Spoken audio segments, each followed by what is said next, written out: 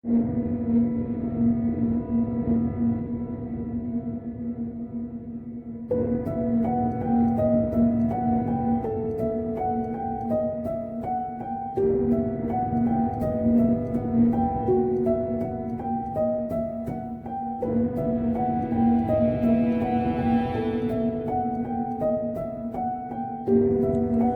वालेकुम दोस्तों, मेरा नाम है मोहम्मद बिलाल और आप देख रहे हैं story night with Mohammad Bilal. Story शुरू करने से पहले मेरी आप सबसे गुजारिश है, इस चैनल को सब्सक्राइब करें, इस वीडियो को लाइक करें और बेल नोटिफिकेशन को ऑन करें। तो चलिए आज की कहानी स्टार्ट करते हैं। हेलो, मेरा नाम निकी है और मैं इंडिया की सिटी मुंबई से बात कर रही हूँ। बिलाल भाई, ये किस्सा तब का है जब दूसरा लॉकडाउन लगा हुआ था। मैं अपने कुछ दोस्तों के साथ एक फ्लैट में रहती थी। बेसिकली हम 3 लड़कियां थीं। हम तीनों एक ही कंपनी में काम करती थी, तो हम तीनों का आना जाना, रहना, खाना पीना सब एक साथ था। तो बात उन दिनों की है जब कोविड का सेकंड लॉकडाउन लगा हुआ था और हम तीनों वर्क फ्रॉम होम करने लगी थी। मेरी दोस्त प्रियंका टैंकर है, क्योंकि वो बहुत ज़्यादा अल्कोहल पीती है, सिर्फ रात को।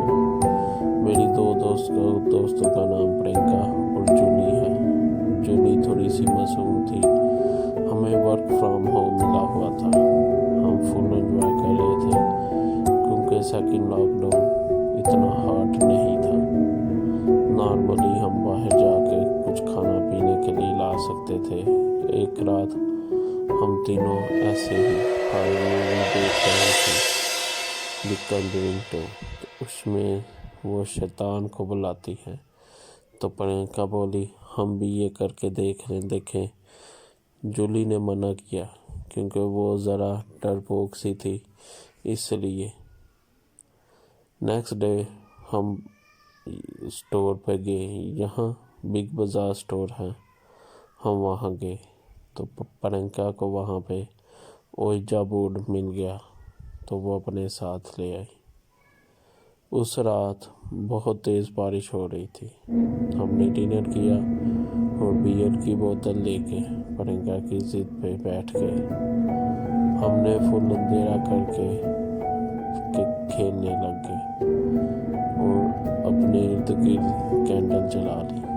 पहली बार ऐसा कुछ नहीं हुआ। हमने तकरीबन आधा घंटा ओइजा बोर्ड के साथ खेला, मगर कुछ नहीं हुआ। उसके बाद जूली भी सोने लगी और मैं भी। रात के 3 बजे मुझे प्रियंका ने उठाया और वो रो रही थी। मैं पूछा क्या हुआ।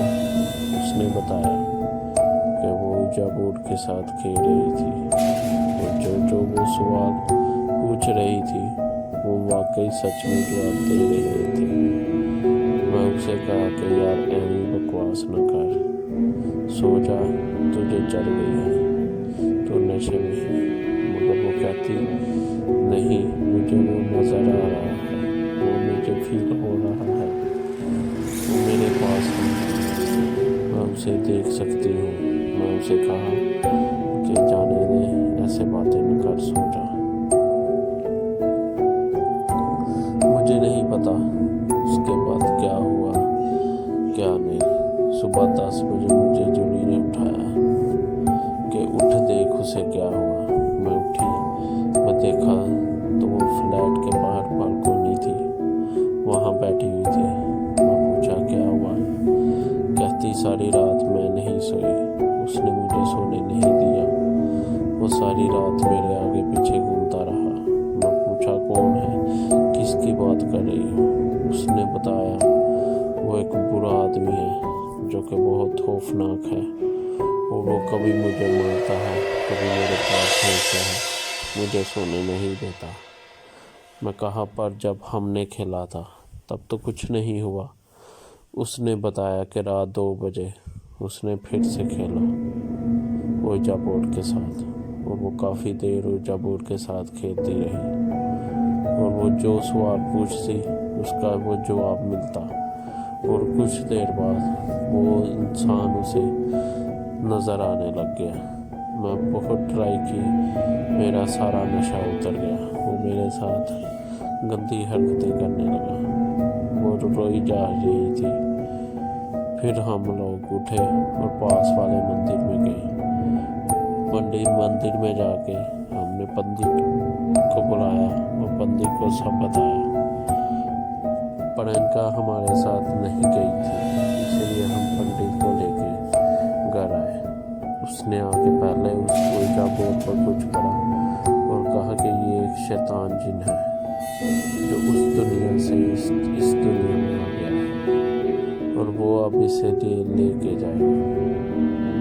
उसने हमल लगाया और प्रियंका को उसने बैठा कर मंत्र पढ़ना स्टार्ट कर दिया। प्रियंका कहती कि जब वो मंत्र पढ़ रहा था तो वो जिन मेरे साथ बैठ के पंडित पे हंस रहा था। उसने फिर प्रियंका को मारना स्टार्ट कर दिया। जब उसने पंडित को बताया तो पंडित ने एक सर्कल बना के हमें भी उसी सर्कल में बैठा लिया और कुछ पढ़ने लगा। वो जिन फिर उस सर्कल में नहीं आया, वो बाहर ही रहा सर्कल के। उसी प्रियंका को ही नज़र आता और उसे ही सुनाई देता था। हमें बस फील होता था कि वो इधर से गुजरा है या वो इधर है, क्योंकि प्रियंका उसे देखती जा रही थी। कुछ मंत्र पढ़ने के बाद वो खुद पंडित, वो जो शैतान है, खुद पंडित से बात करने लगा। वो पंडित को कहता कि इसकी शादी किसी पेड़ से करो और इस पेड़ पर मैं बैठूँगा, इससे मेरी इसके साथ शादी हो जाएगी और मैं इसे ले जाऊँगा, वरना मैं इसे मार दूँगा। उसने फिर प्रियंका को मारना स्टार्ट कर दिया, मगर पंडित के मंत्र से वो खुद ऊंचा बोर्ड, मगर पंडित के मंत्र पढ़ने से वो ऊंचा बोर्ड बहुत जलने लगा। प्रियंका कहती कि जैसे जैसे वो बोर्ड जल रहा था वो जिन तड़प रहा था और चीख रहा था, और जब वो जल गया तो वो शैतान भी चला गया।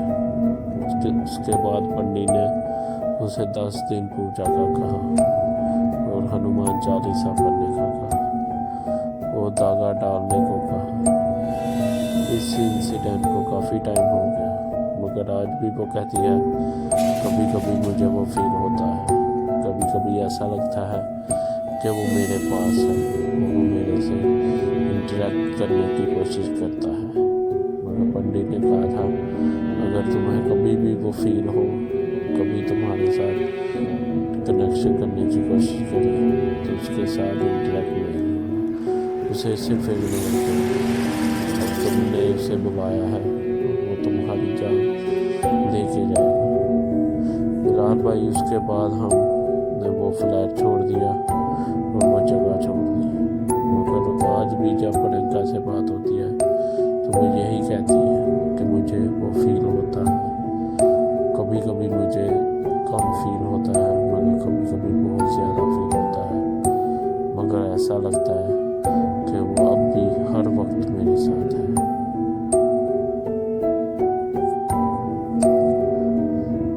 दोस्तों, आई होप कि आपको आज की कहानी पसंद आई होगी। मेरी आप सबसे गुजारिश है इन चीज़ों के साथ